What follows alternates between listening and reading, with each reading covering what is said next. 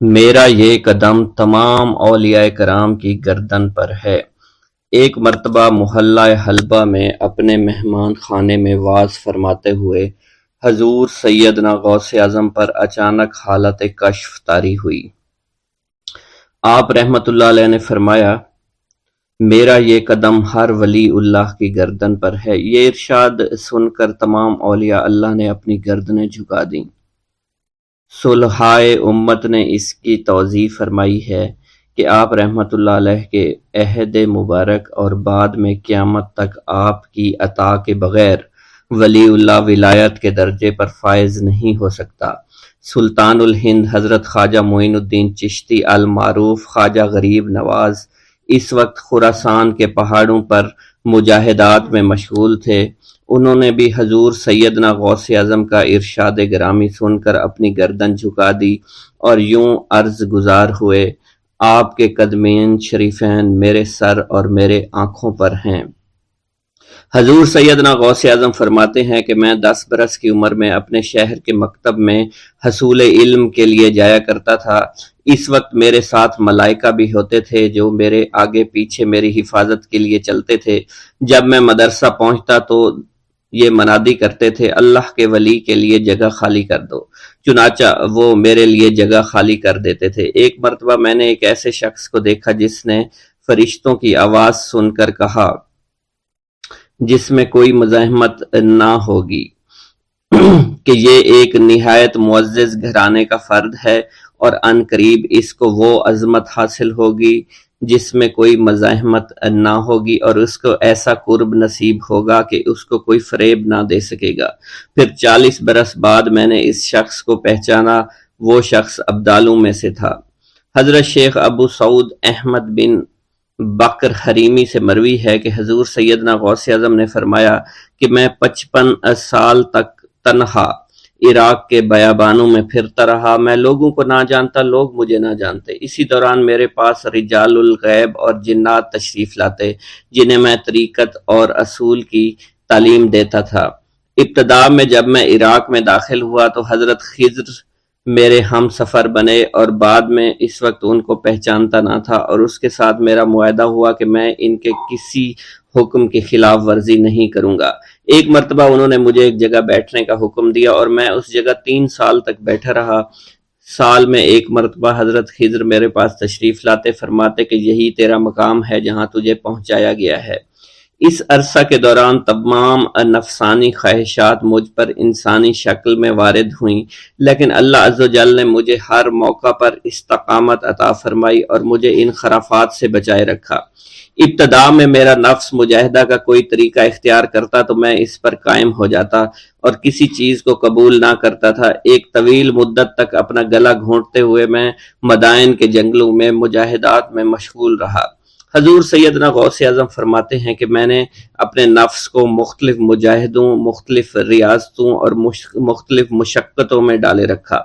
1 سال تک میں گری ہوئی چیزیں اٹھا کر کھاتا رہا، دوسرے سال پانی پر گزارا کیا، اور تیسرے سال نہ میں نے کچھ کھایا، نہ پیا اور نہ ہی سویا۔ ایک مرتبہ شدید سردی کی وجہ سے میں ایوان کسریٰ کے کھنڈرات میں سویا تو رات بھر میں 40 مرتبہ طبیعت خراب ہوئی۔ حضور سیدنا غوث اعظم فرماتے ہیں، ہر سال ایک بزرگ آتے اور وہ مجھے جبہ دے کر چلے جاتے۔ اسی طرح میں نے بے شمار طریقوں سے دنیا اور نفس سے چھٹکارا پانے کی کوشش کی۔ لوگ مجھے دیوانہ سمجھتے تھے۔ میں برہنہ جسم جنگلوں میں چلا جاتا اور کانٹوں پر لوٹتا شور مچاتا تھا۔ میرا تمام بدن سے خون جاری ہو جایا کرتا تھا اور لوگ مجھے اٹھا کر شفا خانے لے جایا کرتے، جہاں میری حالت مزید بگڑ جاتی۔ ایک وقت ایسا بھی آیا جب مجھ میں اور مردہ میں کوئی فرق نہ تھا۔ لوگ کفن لے کر آئے، غسال کو بلوایا کہ وہ مجھے غسل دے دیں۔ ابھی انہوں نے مجھے غسل دینے کے لیے تختہ پر ڈالا ہی تھا کہ میری حالت درست ہو گئی۔ میں اٹھ کھڑا ہوا۔ طریقت کی ان پرخطر راہوں میں نہ تو میں کبھی خوف زدہ ہوا اور نہ کبھی میرا نفس مجھ پر غلبہ پا سکا، اور نہ ہی دنیا کی آرائش مجھے حیران کر سکی۔ حضور سیدنا غوث اعظم فرماتے ہیں، شیطان نے میرے گرد بے شمار جال بچھائے۔ جب میں نے اس سے کہا کہ یہ کیا ہے تو اس نے کہا، یہ دنیاوی چیزیں ہیں اور میں ان جالوں سے تم جیسوں کو شکار کرتا ہوں۔ میں نے 1 سال تک شیطان کا مقابلہ کیا، اس کے بچھائے ہوئے تمام جالوں کو ختم کر دیا۔ اس کے بعد میرے سینے کو کھول دیا گیا اور مجھ پر بے شمار خلائق ظاہر ہوئے۔ حضور سیدنا غوث اعظم فرماتے ہیں میں نے دریافت کیا کہ یہ اللہ کیسے ہیں؟ جواب ملا کہ یہ خلق کے اسباب ہیں جو تم سے ملے ہوئے ہیں۔ میں سال بھر ان کی جانب متوجہ رہا یہاں تک کہ وہ مجھ سے جدا ہو گئے۔ جب مجھ پر میرا باطن ظاہر کیا گیا تو میں نے اپنے قلب کو بہت سے علائق سے ملوث پایا۔ میں نے دریافت کیا کہ یہ علائق کیا ہیں؟ جواب ملا یہ تمہارے ارادے، تمہارے اختیارات ہیں۔ چنانچہ 1 سال تک ان کی جانب متوجہ رہا کہ وہ مجھ سے دور ہو گئے۔ میرا قلب ان تمام غلاظتوں سے نجات پا گیا۔ پھر مجھ پر میرے نفس کو ظاہر کیا گیا، میں نے اس کا مشاہدہ کیا، مجھے معلوم ہوا اس کے ساتھ کچھ امراض اور بھی ہیں اور نفس کی خواہشات زندہ ہیں، نفس کا شیطان سرکش ہے۔ چنانچہ میں نے سال بھر پھر توجہ دلائی اور میرے نفس کے تمام امراض سرے سے ہی ختم ہو گئے اور اس کے شیطان نے کلمہ پڑھ لیا اور پھر میرے تمام امور اللہ کے لیے ہو گئے اور میں اپنی ہستی سے باہر نکل آیا۔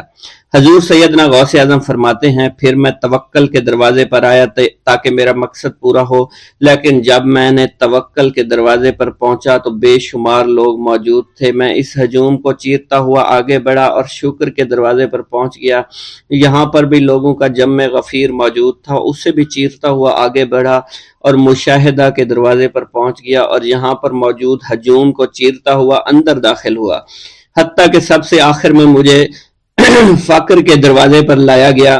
فقر کا دروازہ خالی تھا۔ جب اس دروازہ میں داخل ہوا تو دیکھا جن جن چیزوں کو میں نے ترک کیا تھا وہ سب یہاں موجود تھیں۔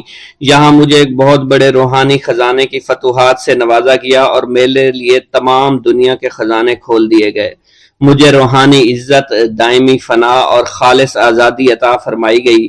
میری تمام چیزیں جو میری ہستی اور میری صفات سب معدوم ہو گئیں اور میری ہستی کی جگہ کسی اور نے لے لی۔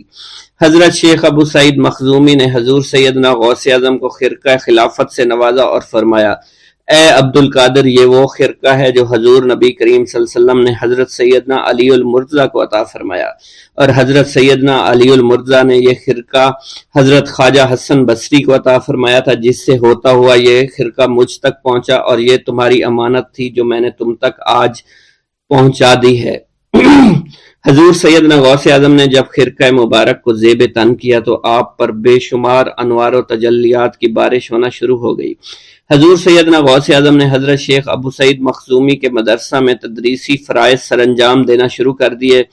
آپ کے لیے فی الحال تدریسی مصروفیات کے علاوہ کوئی کام نہ تھا۔ آپ کی شبانہ روز کی محنت سے آپ کے نام کا شعرہ کچھ ہی دنوں میں سارے بغداد میں پھیل گیا۔ طلبہ دور دراز کے علاقوں سے علم کے حصول کے لیے آنے لگے۔ طلبہ کی تعداد جب مزید بڑھنا شروع ہو گئی تو ارد گرد کے کئی مکانات کو خرید کر مدرسہ میں داخل کر لیا گیا۔ کتب سیر میں منقول ہے کہ 528 ہجری میں آپ مدرسہ نظامیہ کی وسیع عمارت تعمیر فرما چکے تھے۔ اس مدرسہ کی تعمیر میں آپ نے بحیثیت مزدور بھی حصہ لیا تھا۔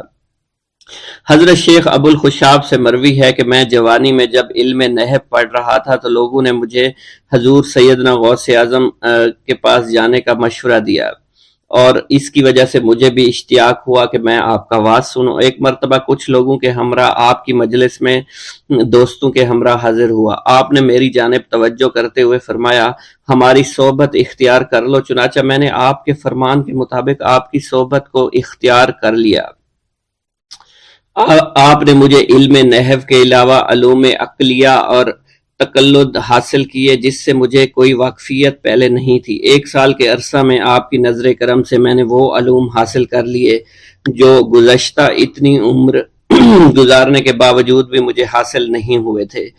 منقول ہے حضرت شیخ بقا بن بطو، شیخ علی بن ہیتی اور شیخ کیلوی جب حضور سیدنا غوث اعظم کے مدرسہ میں آتے تو جھاڑو دیا کرتے تھے اور چھڑکاؤ کرتے تھے، لیکن آپ کی اجازت کے بغیر کبھی اندر داخل نہ ہوتے تھے۔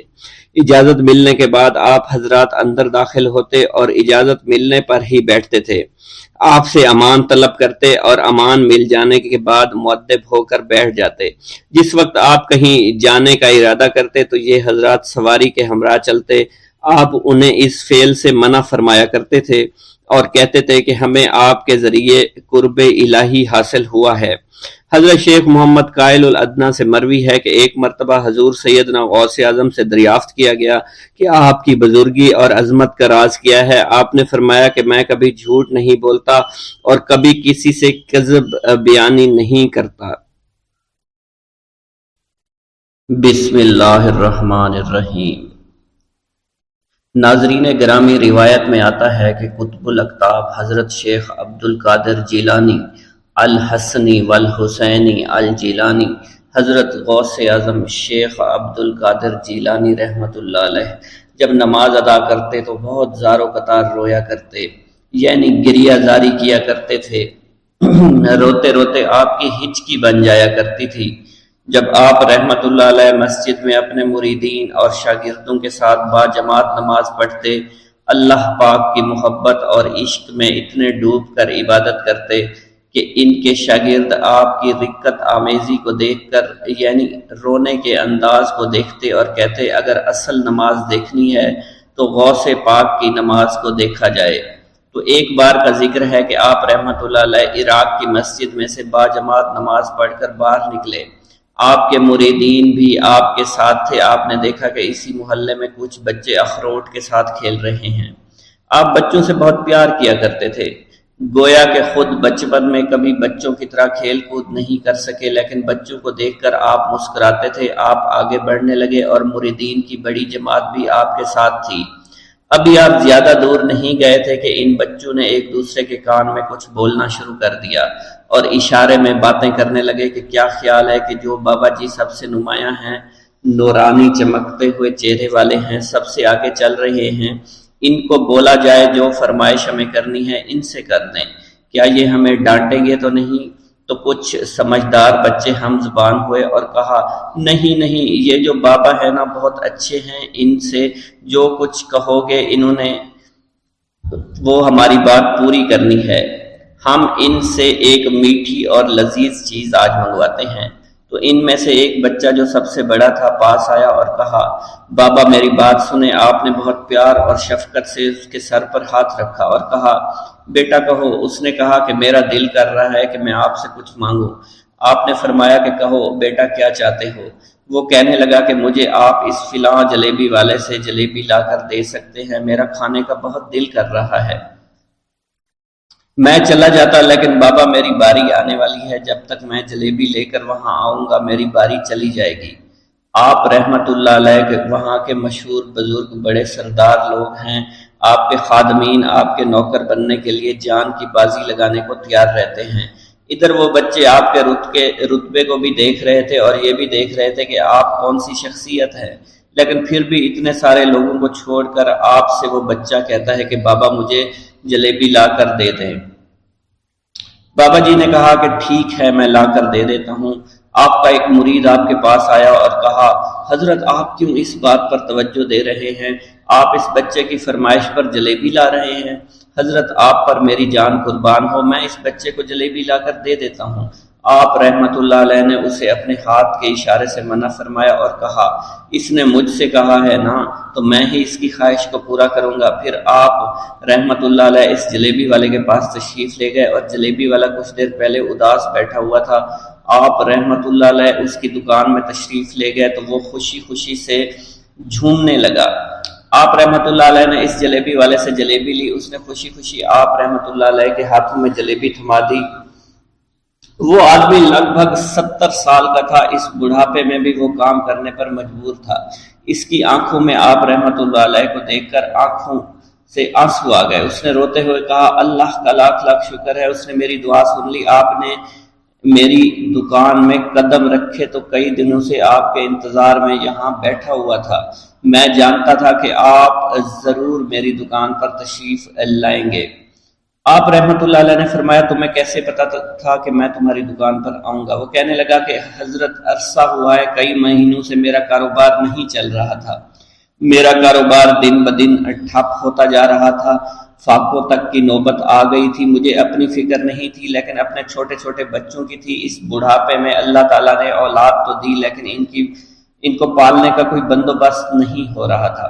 میں نے اپنی اس پریشانی کا ذکر کسی سے کیا تو اس نے کہا کہ عراق کے ایک شہر میں چلے جاؤ، وہاں پر کوئی ایک فقیر ہے، اس سے دعا کراؤ، وہ جس کے لیے دعا کرتے ہیں اس کا کام بن جاتا ہے۔ میں اتنا پریشان تھا کہ اس آدمی کے کہنے پر اس فقیر سے ملنے چلا گیا۔ اس کی تلاش کر کے میں نے اس سے کہا تم میرے لیے دعا کرو تاکہ میرے کاروبار میں ترقی ہو جائے اور میرے رزق میں برکت ہو جائے اور تنگ دستی دور ہو جائے تاکہ میں بیوی بچوں کا پیٹ پال سکوں۔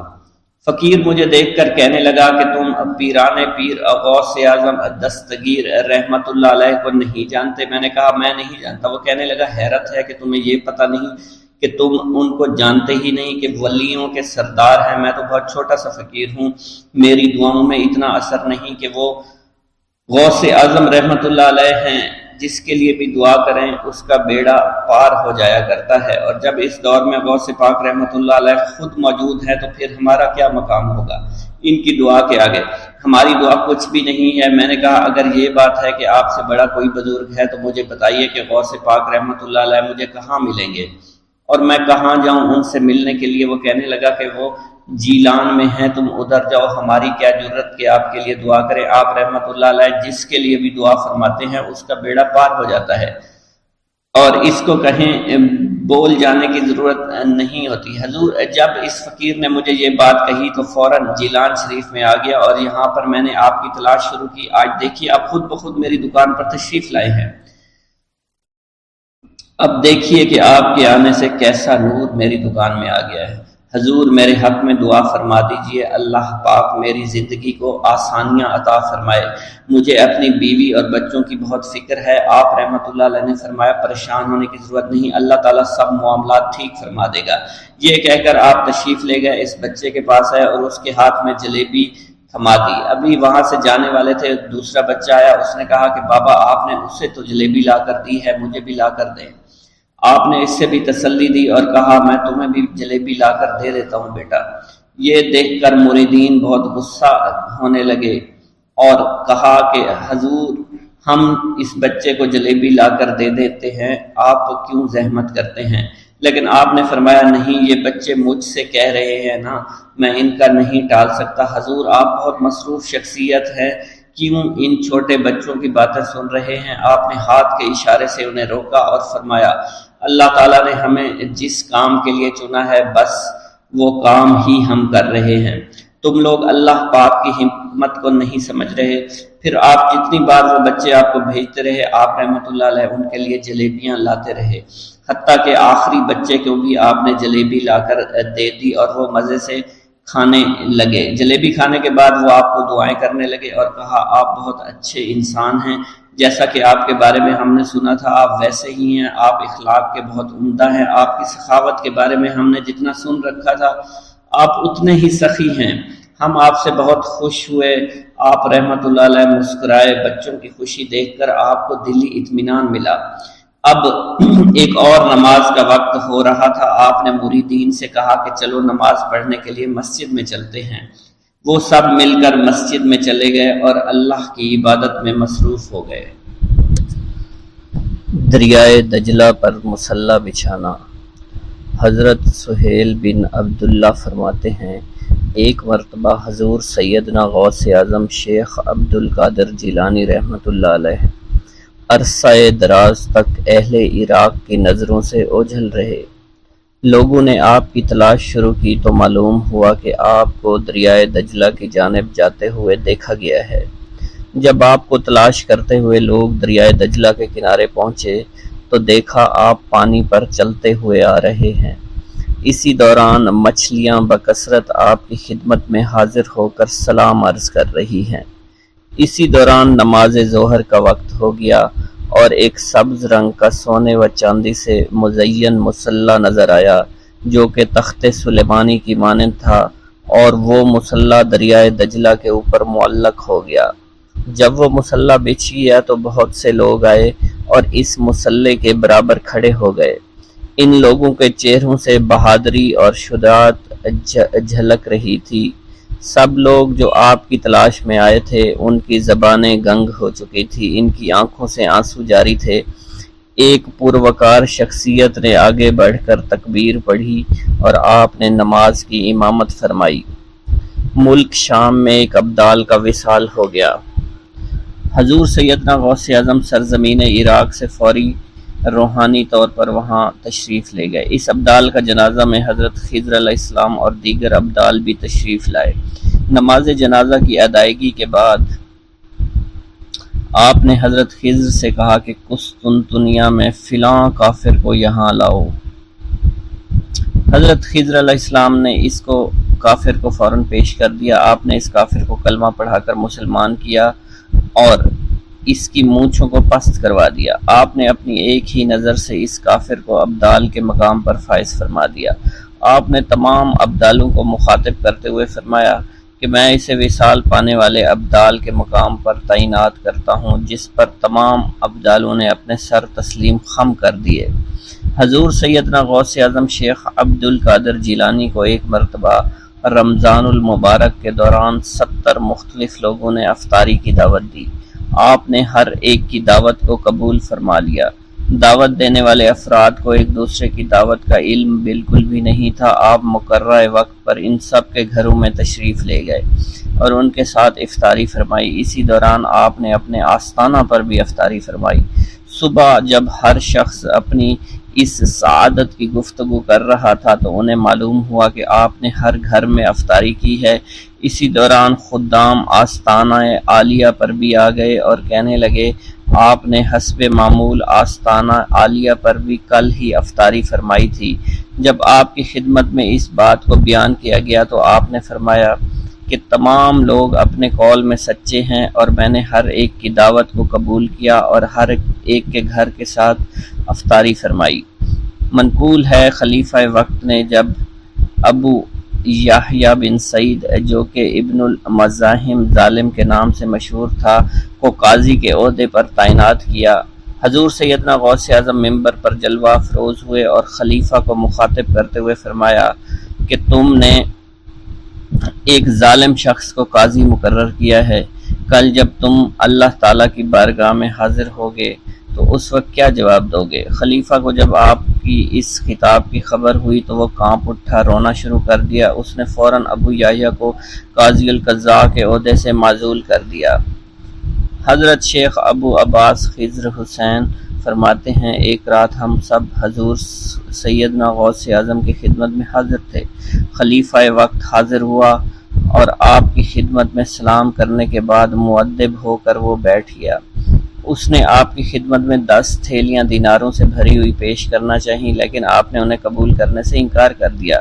جب خلیفہ کا اصرار زیادہ ہوا تو آپ نے ان میں سے 2 تھیلیوں کو پکڑ کر نچوڑا، جس میں سے خون ٹپکنا شروع ہو گیا۔ آپ نے خلیفہ سے فرمایا تم لوگوں کا خون نچوڑ کر میرے پاس لائے ہو۔ اس کی بات سن کر خلیفہ بے ہوش ہو گیا۔ آپ نے فرمایا اگر مجھے خلیفہ کے آل رسول اللہ صلی اللہ علیہ وسلم کی عزت نہ ہوتی تو میں اس خون کو اس کے محلوں کی جانب بہا دیتا۔ حضرت شیخ ابو قاسم سے منقول ہے حضور سیدنا غوث اعظم ہوا میں چلا کرتے تھے، فرماتے تھے کہ سورج جب تک مجھے سلام نہ کرے نہیں نکلتا۔ ہر سال میرے پاس آ کر مجھے سلام کرتا ہے اور بتاتا ہے کہ مجھ میں فلاں فلاں واقعات ہوں گے۔ اسی طرح مہینہ، ہفتہ اور دن مجھے سلام کرنے کے لیے آتے ہیں اور بتاتے ہیں کہ ہم فلاں فلاں امر وقوع پذیر ہوں گے۔ مجھے اپنے رب کی قسم لوح محفوظ میں نیک و بد میری آنکھوں کے سامنے پیش کیا جاتا ہے۔ میں مشاہدہ خداوندی اور علم خداوندی کے سمندروں میں غوطہ زن رہتا ہوں۔ میں تم سب پر حجت اللہ ہوں۔ میں روح زمین پر رسول اللہ صلی اللہ علیہ وسلم کا نائب اور وارث ہوں۔ شیخ المشائخ حضرت ابو قاسم خلف سے منقول ہے، فرماتے ہیں حضرت ابو عمرو عثمان بن اسماعیل نے مجھے 905 ہجری میں بغداد بھیجا تاکہ میں ان کے لیے حضرت امام احمد بن حنبل کی کتاب مسند امام احمد کا نسخہ لا سکوں۔ جب میں بغداد شریف آیا میں نے لوگوں کا حضور سیدنا غوث اعظم کی جانب مائل دیکھا۔ مجھے معلوم ہوا کہ آپ جو کہتے وہ وقوع پذیر ہو جاتا۔ دفتن میرے دل میں یہ خیال آیا کہ یہ اگر میرے دل کی بات بتا دیں تو میں ان کی ولایت کا قائل ہو جاؤں گا۔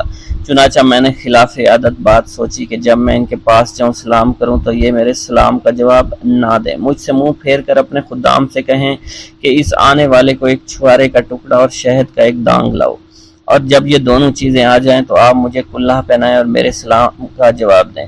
حضرت ابو قاسم فرماتے ہیں یہ سب دل میں سوچتے ہوئے میں ان کے پاس جا پہنچا۔ میں نے آپ کو سلام کیا، آپ نے میرے سلام کا جواب دینے کی بجائے منہ پھیر لیا۔ اپنے خادم سے کہا جاؤ چھوارے کا ٹکڑا اور شہد کا دانگ لاؤ جو دانہ بھر سے زیادہ نہ ہو۔ اللہ عز و جل کی قسم آپ نے وہی الفاظ دہرائے جو میرے دل میں تھے۔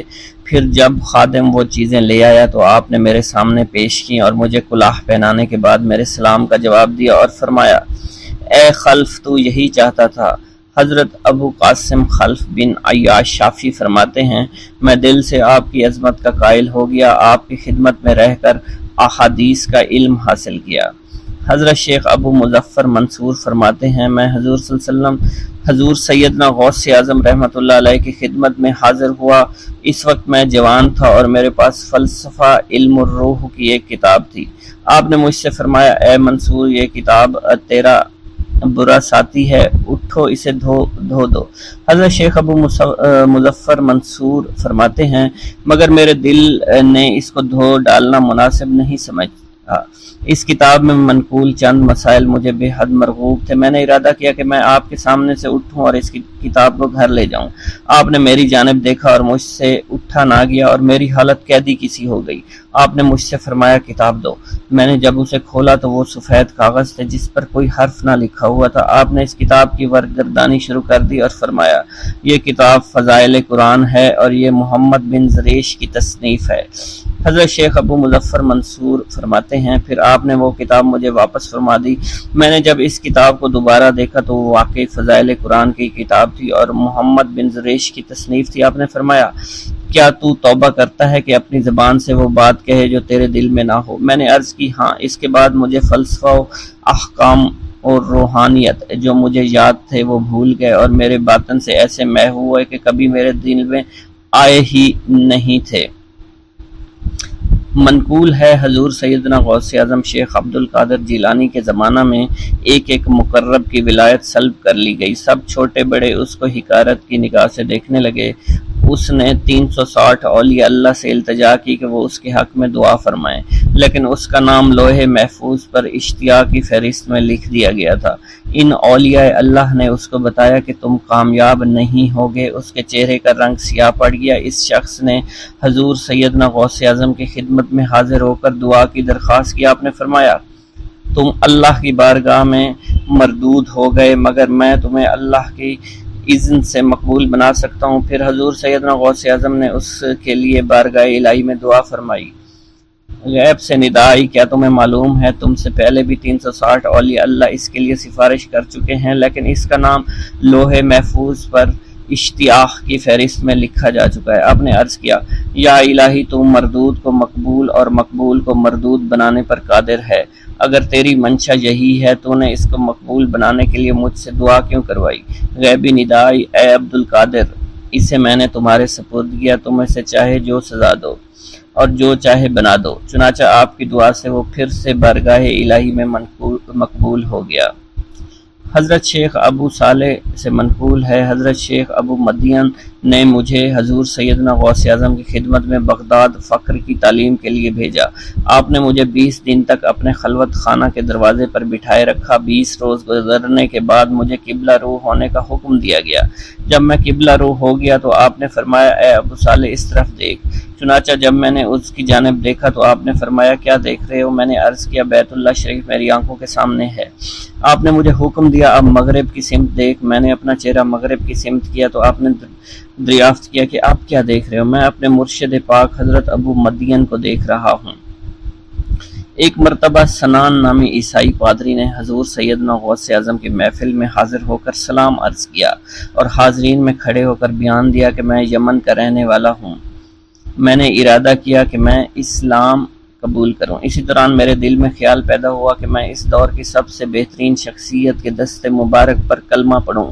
اسی سوچ کے مجھے نیند آ گئی۔ خواب میں مجھے حضرت سیدنا عیسیٰ علیہ السلام کی زیارت نصیب ہوئی۔ آپ نے مجھ سے ارشاد فرمایا کہ تم بغداد شریف چلے جاؤ اور شیخ عبد القادر جیلانی کے دست حق پر اسلام قبول کرو کیونکہ اس وقت وہ روئے زمین پر تمام لوگوں میں افضل اور اعلیٰ ہے۔ صاحبزادے حضرت شیخ سید عبد الرحمن فرماتے ہیں کہ والد بزرگوار اپنے واز کے دوران الحمدللہ رب العالمین کہہ کر خاموش ہو جاتے اور دوبارہ کہہ کر سکوت فرماتے تھے، اور تیسری مرتبہ کہنے کے بعد کچھ دیر توقف فرماتے، اور آپ کی محفل میں تمام اولیاء حاضر و ناظر اور خاموش ہو جایا کرتے تھے۔ پھر آپ کی محفل میں اولیاء ملائکہ ایک کثیر تعداد میں آ جاتے جو محفل کے بعد نظر نہیں آیا کرتے تھے۔ آپ اپنے خطاب کو یوں شروع فرماتے: تمام تعریفیں اللہ کے لیے ہیں، اس کی مخلوق کی تعداد اس کے عرش کے وزن کے مطابق، اور بے حد تعریفیں جس سے اس کی ذات راضی ہو جائے، اس کے کلمات کی روشنی کے مطابق، اس کے علم کے مطابق، اس کی مرضی اور منشا کے مطابق، اور اس کی مخلوق کے مطابق جسے اس نے پیدا کیا وہی عالم الغیب ہے، رحمان و رحیم ہے۔ میں گواہی دیتا ہوں اس کے سوا کوئی عبادت کے لائق ہی نہیں ہے، اور تمام کائنات اس کی تخلیق ہیں، تمام تعریفیں اسی کے لیے ہیں۔ وہ زندہ ہے، ہمیشہ زندہ رہے گا، اسے موت نہیں آتی بلکہ وہ مارتا ہے۔ تمام بھلائیاں اسی کے لیے ہیں، اور واحد ہے، یکتا ہے، کوئی شریک نہیں ہے، کوئی وزیر نہیں ہے۔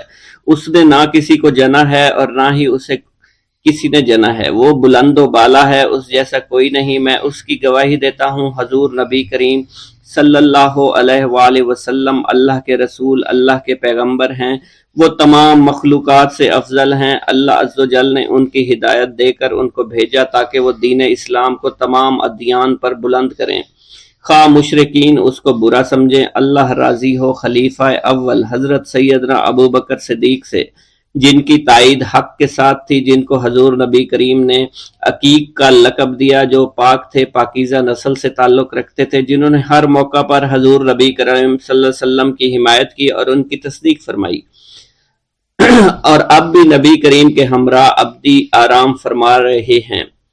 اللہ راضی ہو خلیفہ دوم حضرت سیدنا عمر فاروق رضی اللہ تعالی عنہ سے، جنہوں نے عمل کثیر کیے، جنہوں نے حق کو بلند کیا، جنہوں نے فیصلے کے لیے جن کو منتخب کیا گیا، جنہوں نے ہمیشہ حق بات کا ساتھ دیا، اور وہ بھی حضور نبی کریم صلی اللہ علیہ وسلم کے ہمراہ ابدی آرام گاہ میں آج بھی موجود ہیں۔ اللہ راضی ہو خلیفہ سوم حضرت سیدنا عثمان غنی رضی اللہ تعالی عنہ سے، جنہوں نے اپنے مال سے مسلمانوں کی امداد کی، قرآن مجید کی ترتیب و اشاعت احسن طریقے سے فرمائی، جنہوں نے امامت اور قرت سے محراب کو، منبر کو مزین کیا، اور جو افضل الشہداء ہیں اور فرشتے بھی ان سے حیا کرتے ہیں۔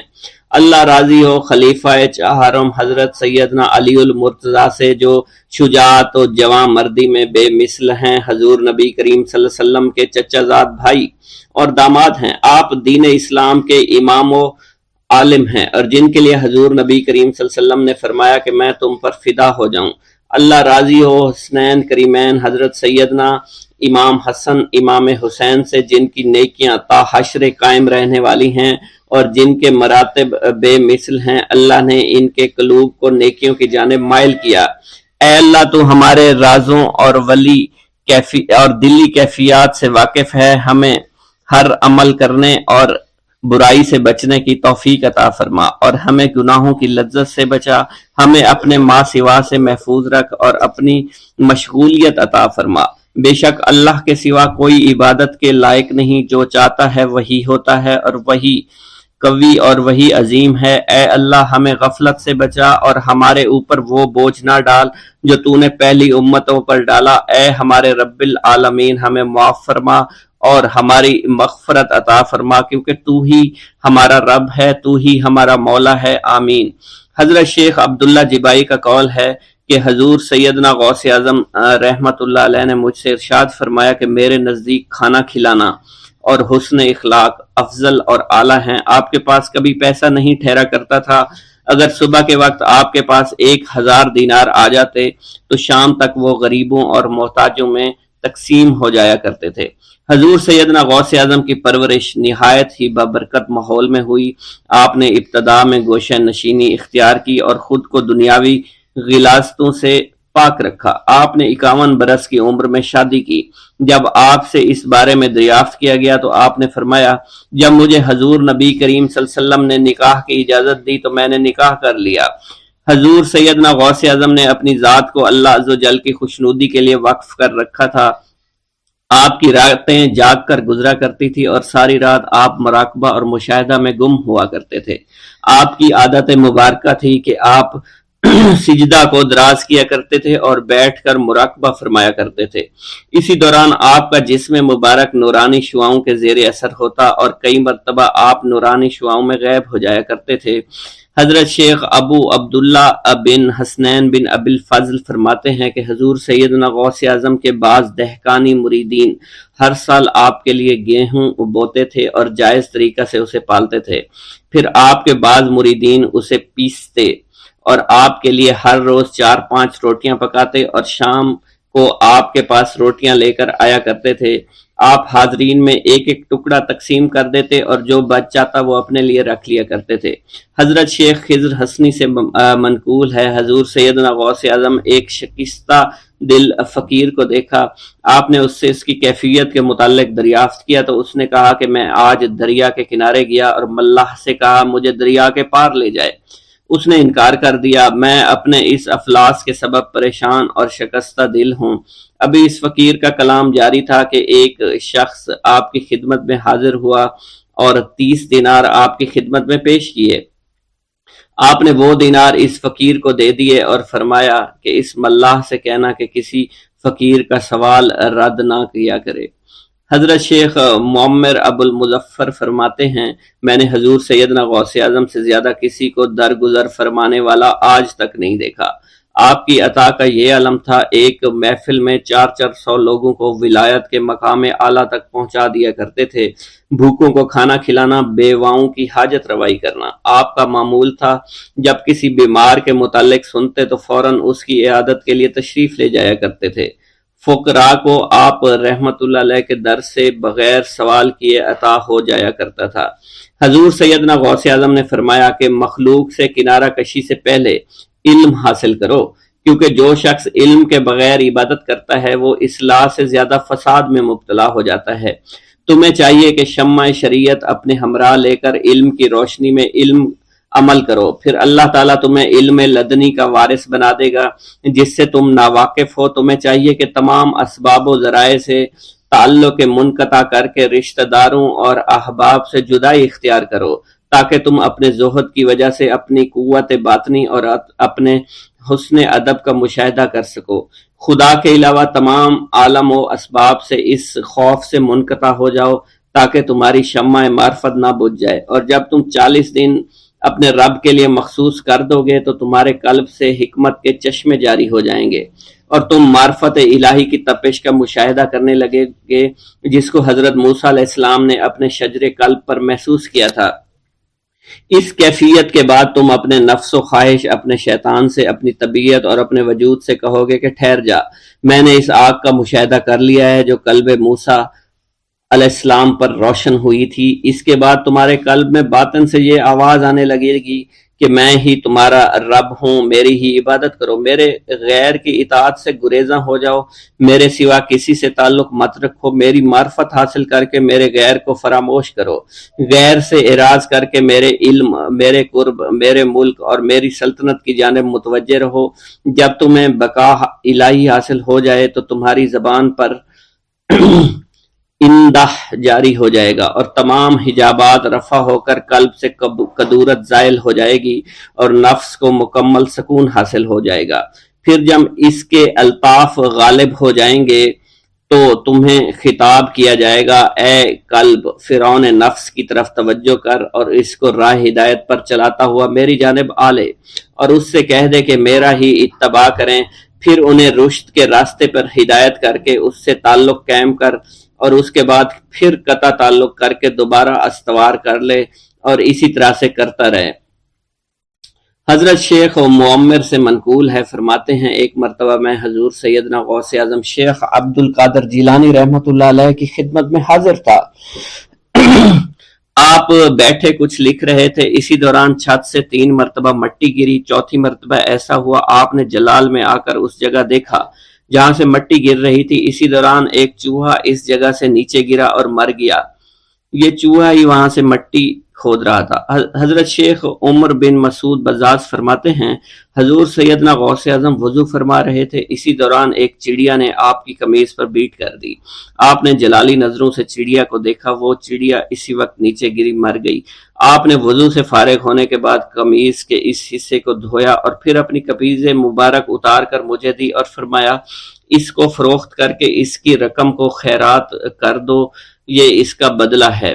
حضور سیدنا غوث اعظم کے زمانہ میں بہت ہی گناہگار شخص تھا، اس کے دل میں آپ سے بے پناہ محبت تھی۔ جب اس کے مرنے کے بعد دفن کیا گیا تو قبر میں منکر نکیر نے سوالات کیے تو اس نے سوال کے جواب میں عبد القادر جواب دیا۔ منکر نکیر نے اللہ کی بارگاہ میں اس کے جواب کو پیش کیا۔ حکم ہوا اگرچہ یہ بندہ فاسقوں میں سے ہے لیکن یہ میرے محبوب سید عبد القادر جو کہ صادقین میں سے ہیں ان سے محبت رکھتا ہے۔ بغداد کے محلہ باب العز کے قبرستان میں سے ایک قبر سے مردہ کے چیخنے کی آواز آنے لگی۔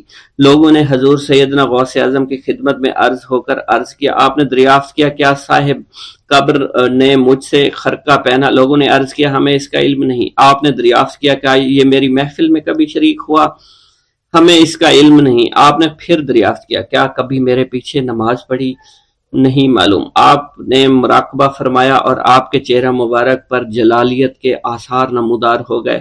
بعد ازاں آپ نے چہرہ مبارک پر وقار ظاہر ہوا اور آپ نے فرمایا کہ اس شخص نے میری زیارت کی، مجھ سے حسن ظن رکھا، اسی وجہ سے اللہ نے اس پر رحم فرما دیا ہے، چنانچہ اس کے بعد کبھی قبر سے آواز نہیں آئی۔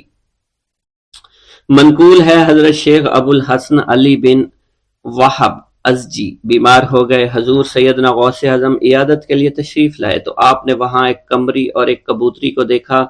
حضرت شیخ ابو الحسن نے آپ سے عرض کی کہ یہ کبوتری 6 ماہ سے انڈے نہیں دے رہی اور قمری 9 مہینے سے بول نہیں رہی۔ آپ نے کبوتری سے فرمایا تو اپنے مالک کو فائدہ پہنچا اور قمری سے فرمایا تو اپنے خالق کی تسبیح کر۔